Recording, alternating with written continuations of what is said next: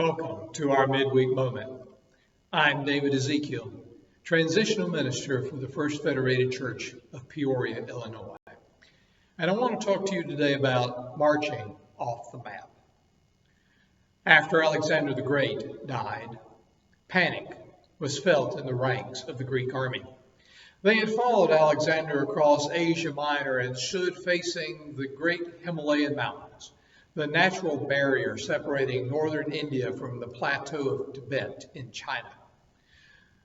There, these brave soldiers discovered they had marched clear off the map, for their only maps were Greek maps, and those maps showed only a part of Asia Minor, which is modern-day Turkey. The rest of the map was blank space. The Greek army was not the first group to find itself in uncharted lands, nor was it by any means the last. Amidst globalization, a volatile job market, shifting economic realities, technological innovations, and what we're living in right now, a pandemic, we are all marching through unexplored and unmapped terrain.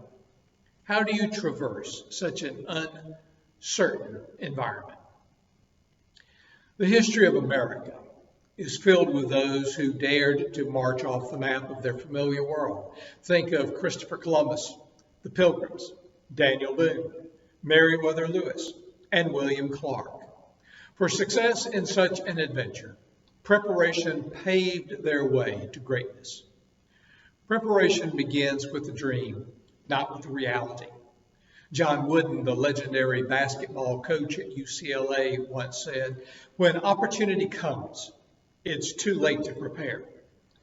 In the life of faith, God will first fill your heart with a dream and a desire before your moment comes. The Old Testament patriarch Joseph dreamed about saving multitudes of people long before he rose to power and was in a position to do so. But to fulfill the dream, you prepare for the future. Moses knew what he wanted to do. God knew what Moses must do. Moses thought he was ready at age 40 to lead his people out of the land of Egypt. The Spirit prepared Moses for the next 40 years to lead God's people out of the bondage of Egypt, through the years in the wilderness, on to the promised land. In preparing for the future, you must learn as much as you can. Meriwether Lewis, before beginning his exploration of the vast Louisiana Purchase, studied with many experts. He trained in the fields of site surveying and map making. Lewis studied medicine under Dr. Benjamin Rush, a signer of the Declaration of Independence and the most eminent American physician of the day. Lewis also studied botany. He became an expert in geography and cartography.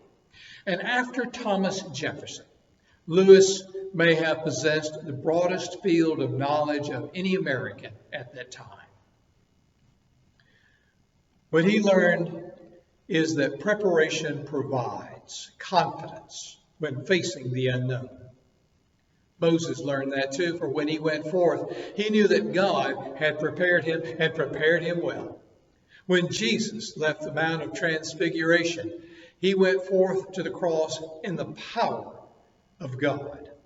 Tradition tells us the 12 apostles took the gospel into uncharted territory, confident that God would use their testimony.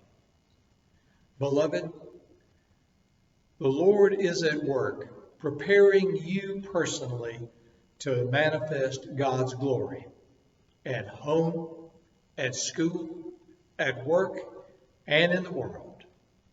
God has even been preparing this church for its future, the future that God envisions for us that we don't even see just yet, but God is preparing for us to go there.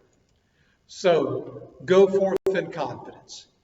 Even if it's off your map, it still is on God's map. I'm David Ezekiel. Thank you for letting me spend time with you today.